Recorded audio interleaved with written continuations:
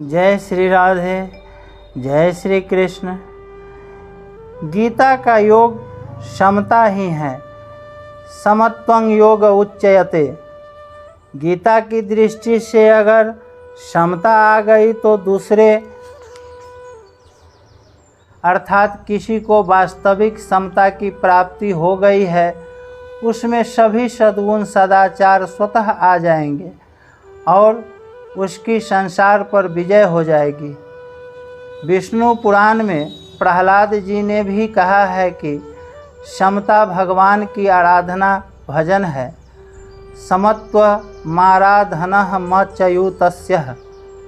इस तरह जिस समता की असीम अपार अनंत महिमा है, जिसका वर्णन कभी कोई कर ही नहीं सकता, उस समता की प्राप्ति का उपाय है बुराई रहित होना। बुराई रहित होने का उपाय है किसी को बुरा न माने, किसी का बुरा न करे, किसी का बुरा न सोचे, किसी में बुराई न देखें, किसी की बुराई न सुने, किसी की बुराई न कहें।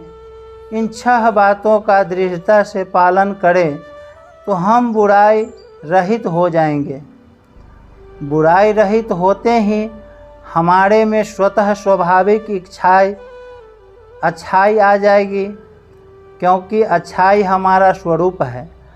अच्छाई को लाने के लिए हम प्रयत्न करते हैं, साधन करते हैं, परंतु वर्षों तक साधन करने पर भी वास्तविक अच्छाई हमारे में नहीं आती और साधन करने पर खुद को भी संतोष नहीं होता। प्रत्युत यही विचार होता है कि इतना साधन करने पर भी सद्गुण सदाचार नहीं आए, अतः ये सद्गुण सदाचार आने के हैं नहीं। ऐसा समझकर हम साधन से हताश हो जाते हैं। हताश होने में मुख्य कारण यही है कि हमने अच्छाई को उद्योग साध्य माना है और बुराई को सर्वथा नहीं छोड़ा है।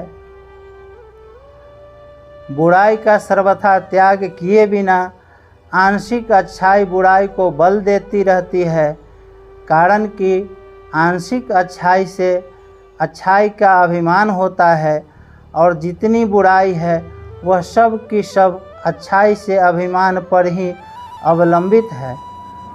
पूर्ण अच्छाई होने पर अच्छाई का अभिमान नहीं होता और बुराई भी उत्पन्न नहीं होती।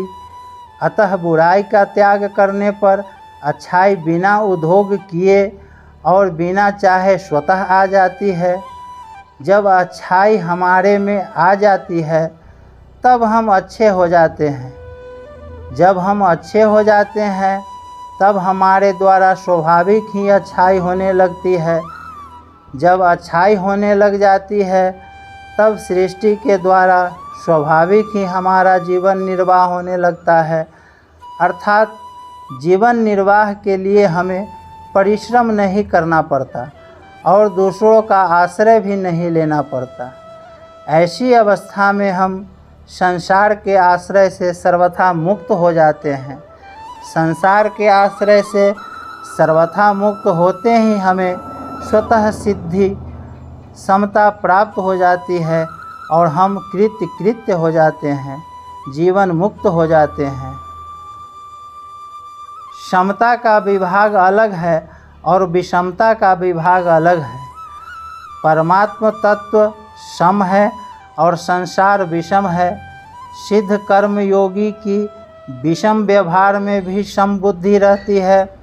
बर्ताव करने में जिनसे कभी एकता नहीं हो सकती, एकता करनी भी नहीं चाहिए और एकता कर भी नहीं सकते, उन मिट्टी के ढेले पत्थर तथा स्वर्ण में और सुहृद मित्र वैरी उदासीन मध्यस्थ द्वेष साधु तथा पापी व्यक्तियों में भी उसकी समबुद्धि रहती है, कारण कि उसको एक परमात्मा के सिवाय कुछ नहीं है, ऐसा अनुभव हो गया है।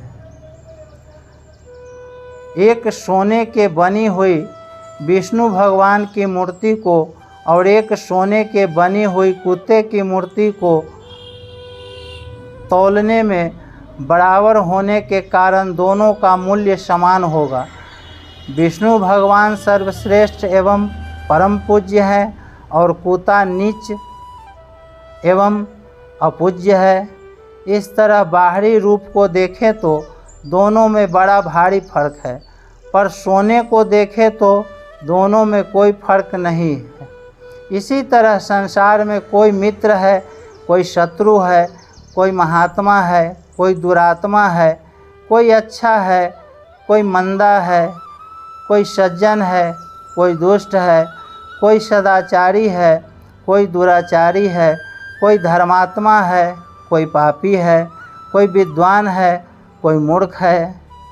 यह सब तो बाहरी दृष्टि से है, पर तत्व से देखें तो सब के सब एक भगवान ही है। एक भगवान ही अनंत रूपों में प्रकट हुए हैं। जानकार मनुष्य उनको पहचान लेता है, दूसरा नहीं पहचान सकता।